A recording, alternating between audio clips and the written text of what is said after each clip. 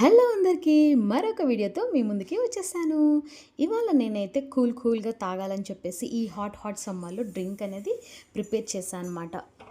ఇక్కడ వచ్చేసి నేను ఫ్రూట్ వచ్చేసి మస్క్ మిలాన్ అనేది తీసుకున్నాను. తెలుగులో అయితే దీన్ని కరబూజ పండు అని అంటారని అయితే తెలుసు నాకే. అంతకు మించి అయితే తెలీదు. దీన్ని ఎక్కడెక్కడ ఎలా పిలుస్తారనేది ఎవరికైనా ఏమైనా తెలిస్తే నాకి కామెంట్ సెక్షన్లో కామెంట్ చేయండి. ఇంకా మన ఛానల్ ఎవరైనా చూడకపోతే ప్లీజ్ డూ సబ్స్క్రైబ్ అండి. ఇక వీడియోలోకి వెళ్ళిపోదాం. ఇక్కడైతే నేను ఫ్రూట్ని తీసుకొని దాన్ని మొత్తం పీల్ తీసేసి అంత ఫైన్గా చాప్ చేసుకున్నాను అనమాట. మనం ఎంత ఫైన్గా చాప్ చేసుకుంటే అంత మనకి గ్రైండ్ అనేది బాగా అవుతుందన్నమాట.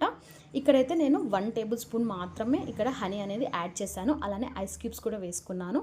అలానే ఇక్కడ స్ట్రాబెర్రీ సిరప్ అనేది కూడా కొంచెం యాడ్ చేసుకున్నాను ఫ్లేవర్ కోసం జస్ట్. అలానే చిల్డ్ మిల్క్ని కూడా కొంచెం యాడ్ చేసుకున్నాను అనమాట.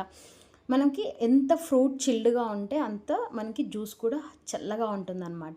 నాకు ఆల్రెడీ ఫ్రూట్ అనేది చిల్డ్‌గానే పెట్టేసుకున్నాను.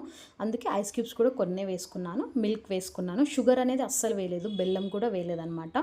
ఇక్కడ హనీ మాత్రమే వేసుకున్నా. అది కూడా ఫ్రూట్ చాలా అంటే చాలా స్వీట్‌గా ఉంది. అందుకని చెప్పేసి కొంచెమే యాడ్ చేశా. ఎందుకంటే మిల్క్ అనేది యాడ్ చేస్తా అని చెప్పేసి. ఇక్కడ ఇంక సిరప్ వచ్చేసి నేను జస్ట్ ఫ్లేవర్ కోసం వేసా అనమాట. అలానే ఇంకా గ్లాసెస్కి చుట్టూరా గార్నిష్ కోసం అని చెప్పేసి లుక్ వైజ్గా బాగుంటే పిల్లలు ఈజీగా తీసుకుంటారని చెప్పేసి సిరప్ తోటి గార్నిష్ అనేది ఇచ్చాను. జ్యూస్ అంతా గ్లాసులకు వేసేసుకొని అలానే సిరప్ తోటి కొంచెం లైట్గా డిజైన్ అనేది ఇచ్చాను అనమాట. అలానే ఇందులోకి మనం డ్రై ఫ్రూట్స్ వేసుకుంటే కూడా చాలా అంటే చాలా టేస్టీగా ఉంటుందన్నమాట.